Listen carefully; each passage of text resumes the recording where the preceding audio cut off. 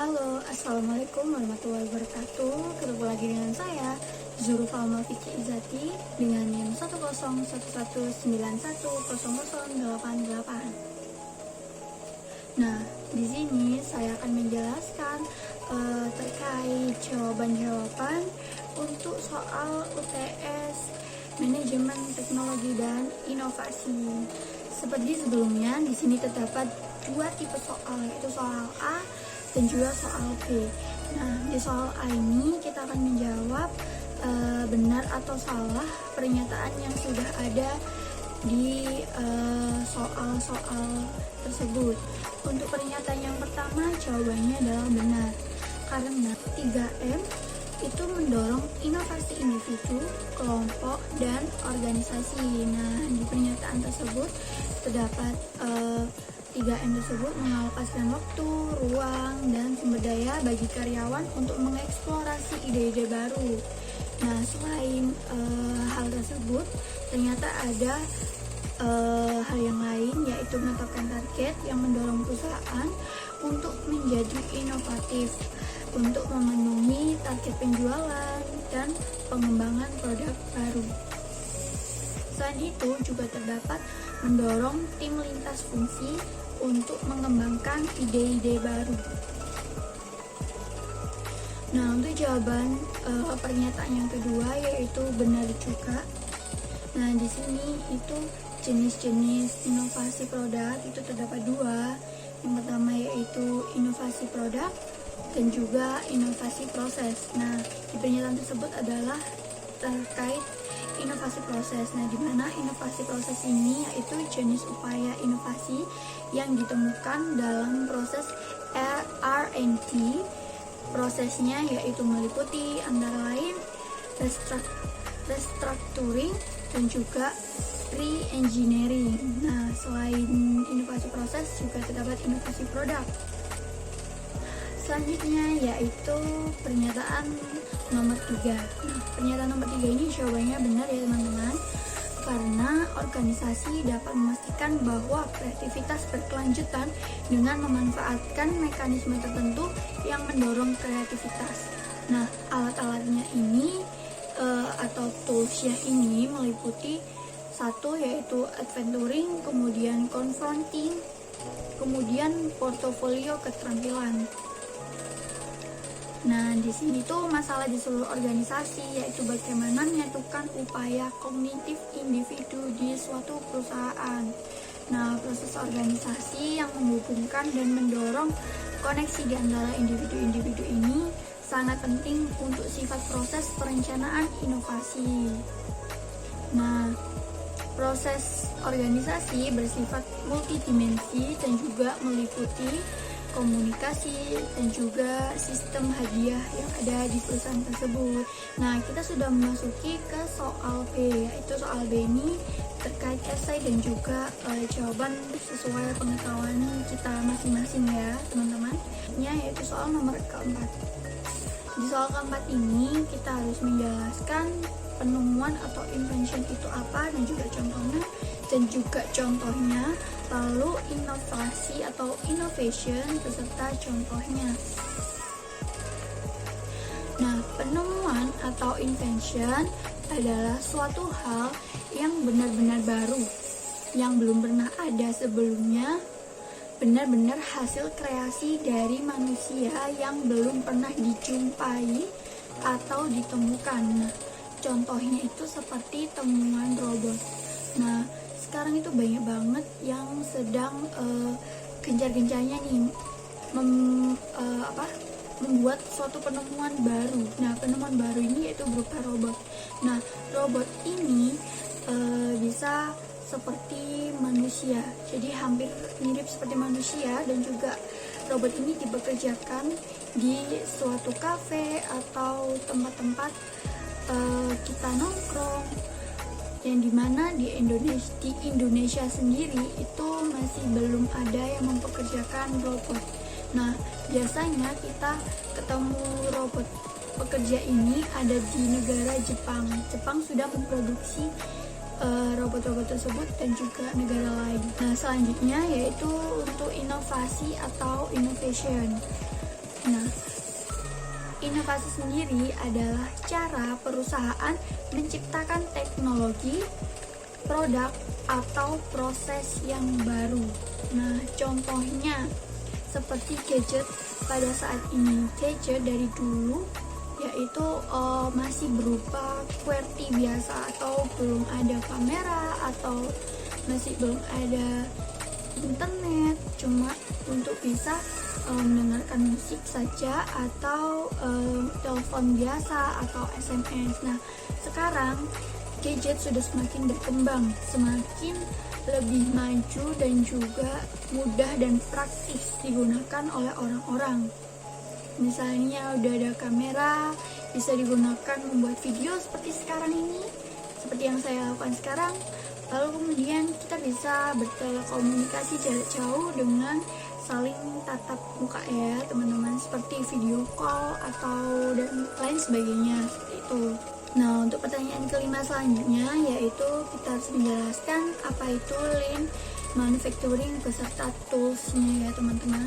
Nah, lean manufacturing juga dikenal dengan lean production. Nah, artinya adalah salah satu bentuk teknologi untuk mengelola proses manufaktur. Nah, tools yang digunakan di sini yaitu ada 11 macam ya teman-teman. Yaitu yang pertama standard work, lalu yang kedua setup production, lalu yang ketiga ada POK, lalu yang keempat ada 5S. Nah, yang kelima ada Heijenka, lalu yang keenam ada 5 ways, yang ketujuh ada value stream maps, yang kedelapan ada A3, yang kesembilan ada target costing, yang ke-10 ada policy deployment, yang terakhir ada concurrent engineering, dan juga lain sebagainya. Dan mungkin masih banyak tools-tools yang lain, tetapi yang saya ketahui hanya 11 tools ini ya teman-teman. Nah, untuk selanjutnya yaitu pertanyaan soal ke-6. Nah, di sini kami diminta untuk menjawab 3 pertanyaan. Yang pertama yaitu siapa sih pemain mobil listrik saat ini yang ada di Indonesia? Nah, untuk saat ini yang saya ketahui yang baru saja rilis yaitu Hyundai ya, Hyundai dengan tipe Ioniq 5. Nah, ini Hyundai mengeluarkan Ioniq 5, dimana mobil listrik yang katanya dia adalah mobil listrik pertama, namun sebelumnya ternyata sudah ada Hyundai Kano kalau nggak salah ya. Nah, lalu selanjutnya untuk jawaban yang soal kedua yaitu peluang yang didapat dari perusahaan ini adalah setelah mobil-mobil tersebut sudah banyak diproduksi di pasaran atau sudah beredar ya di Indonesia, maka nanti semua masyarakat akan bisa membeli produk-produk tersebut. Nah, dimana mobil listrik ini juga sangat ramah lingkungan, yang bisa membuat kita itu jadi bisa menahan global warming ya teman-teman, dari asap polusi suatu kendaraan yang selain dari mobil listrik seperti itu teman-teman. Nah, untuk soal yang ketiga ini, tahapan apa sih yang harus dilakukan oleh produsen untuk agar mobil listrik ini tuh bisa berkembang, bisa bersaing dengan mobil-mobil yang lainnya seperti itu ya. Kira-kira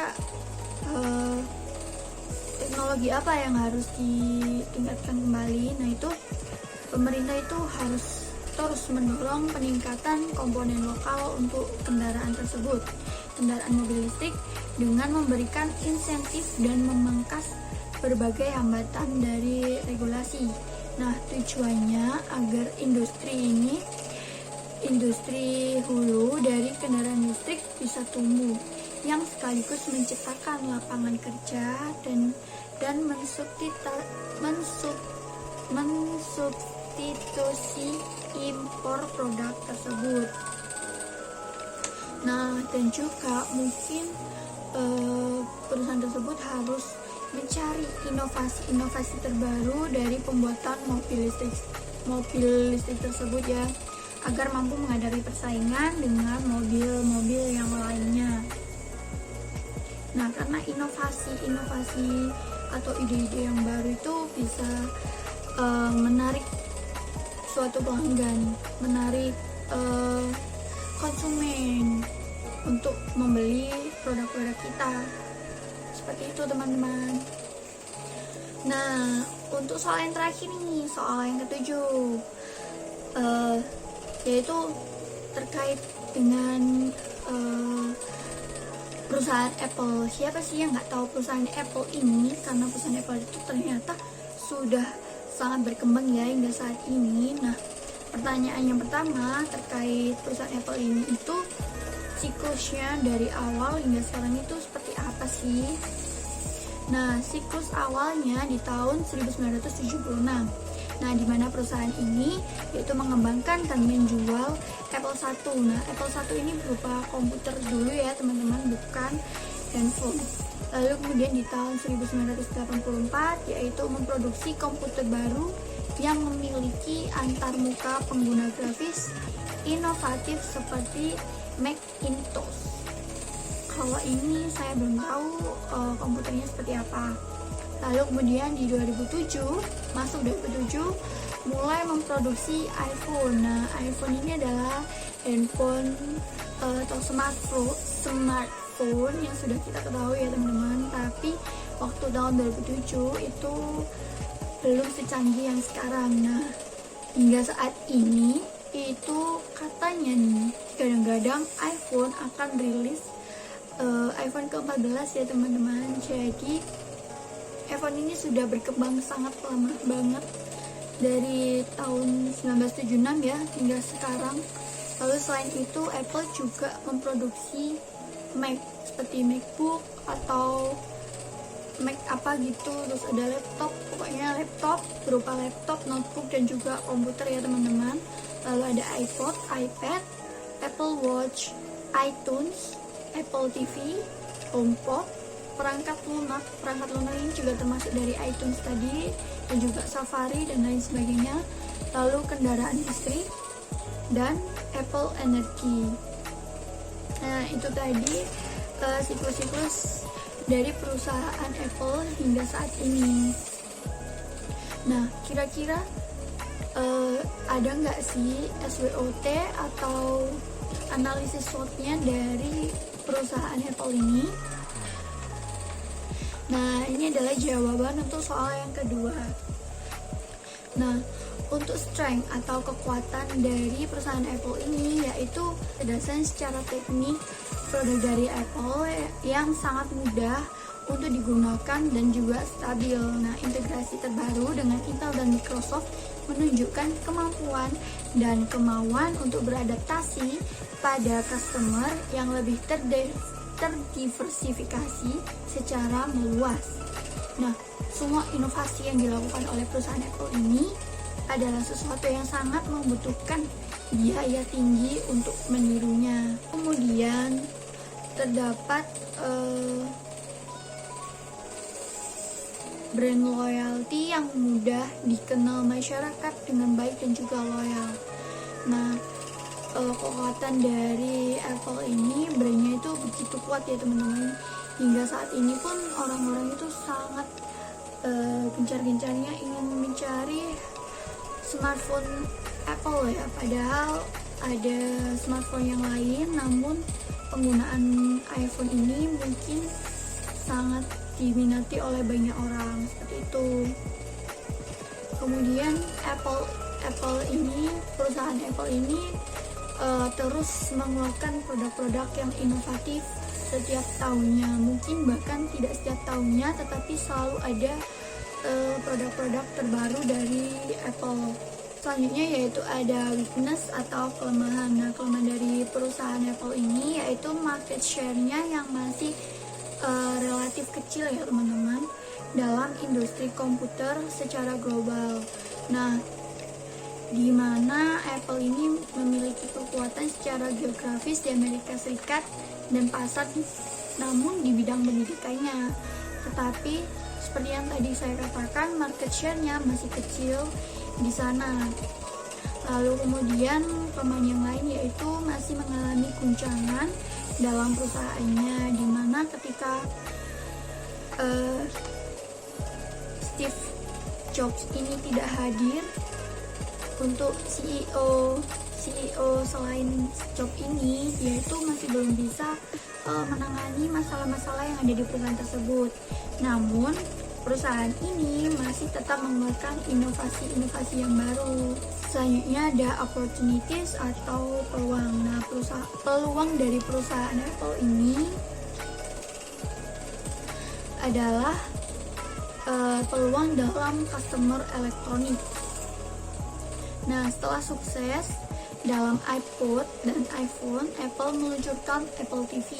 Di Apple TV ini apa aja kelebihannya, namun dia adalah sebuah media center untuk ruang keluarga. Nah, seperti televisi pada umumnya, seperti itu teman-teman. Yaitu untuk menyaingi beberapa TV-TV yang lainnya. Kemudian peluang yang lainnya yaitu pertumbuhan pada pasar PC dan software ya. Nah, hal ini itu merupakan peluang untuk perusahaan Apple karena komputer Mac mampu melakukan apa yang biasa dilakukan oleh komputer berbasis Windows dengan memberikan kemampuan untuk diinstal Windows, sehingga Apple memungkinkan untuk digunakan dalam pasar yang lebih luas. Jadi Apple ini tidak menggunakan softwarenya sendiri, tetapi dia juga bisa menggunakan software dari Windows, seperti itu ya teman-teman. Segi stabilitas dan kemampuan untuk dapat diandalkan serta keamanan. Selain FBI yang menggunakan Mac, bank dari Jepang itu juga menggunakan 2300 PC ya, berbasis Windows dengan iMac, seperti itu teman-teman. Lalu kemudian ada ancaman. Nah, ancaman perusahaan ini tuh apa sih kira-kira? Ancaman dari perusahaan ini yaitu para konsumen itu masih menggunakan browser yang namanya Google. Nah, karena Google ini tuh meluas sekali ya teman-teman. Google itu tidak dapat dihindari lah oleh masyarakat, karena masyarakat lebih mengenal Google daripada browser yang ada di Apple tersebut. Nah, selain browser tersebut, terdapat permasalahan legalitas seperti penggunaan paten, upaya cloning, dan juga pembajakan. Ya, bener banget, di sini tuh sangat banyak banget yang namanya cloningan dan juga pembajakan ya teman-teman. Apalagi sekarang itu banyak banget gadget-gadget yang HDC. Ya, kalian tahu sendirilah HDC itu seperti apa, yang harganya lebih murah daripada harga yang asli. Kemudian yaitu ada kompetisi dengan PC berbasis Windows. Nah, seperti yang tadi kita bicarakan waktu di peluang tadi, dan akhirnya banyak sekali orang yang lebih minat ke Windows ya, dan jarang banget PC-nya itu menggunakan iMac atau MacBook dan lain sebagainya. Yang terakhir nih dari soal nomor 7, Apple itu menerapkan strategi keunggulan merek atau brand equity-nya. Nah, Apple menawarkan user experience yang jauh berbeda apabila dibandingkan dengan pesaing terberatnya yaitu Android. Meskipun Apple masih berada di bawah Android untuk masalah jumlah pengguna, namun Apple memiliki konsumen yang jauh lebih loyal terhadap mereknya. Mengapa? Karena kalau konsumen dari Android itu lebih banyak karena Android itu lebih murah harganya dan juga lebih terjangkau dan mudah banget orang masyarakat itu mendapatkan Android dari manapun ya kan. Kalau Apple ini selain harganya mahal, Namun kualitas dari Apple ini sangat bagus untuk para pekerja untuk menyimpan data-data yang penting. Nah, bukan tanpa alasan, Apple itu memiliki branding yang kuat banget ya, serta menawarkan kemudahan akses produk-produknya yang saling terhubung. Nah, beberapa produk Apple seperti iPhone, iPad, hingga Mac itu menggunakan software yang sama, sehingga dapat beroperasi dengan cara yang sama, terhubung dan saling berbagi data satu sama lain dengan mudah. Nah, hal ini yang menjadikan perusahaan Apple itu sebagai pilihan yang wajar ketika konsumen mempertimbangkan untuk membeli perangkat lain. Nah, seperti itu teman-teman. Dan juga strategi inovatif dari Apple ini dalam mengembangkan produk yang saling melengkapi mampu memperkuat loyalitas pelanggan dan membantu membangun penghalang persaingannya. Nah, Apple ini dia punya strategi sendiri untuk mempertahankan perusahaannya tersebut dengan cara memberikan inovasi-inovasi dari teknologi-teknologi yang diberikannya tersebut. Sekian dari saya penjelasan terkait jawaban-jawaban soal UTS manajemen teknologi dan inovasi. Mohon maaf bila ada salah kata. Wassalamualaikum warahmatullahi wabarakatuh. Jangan lupa di like ya teman-teman. See you.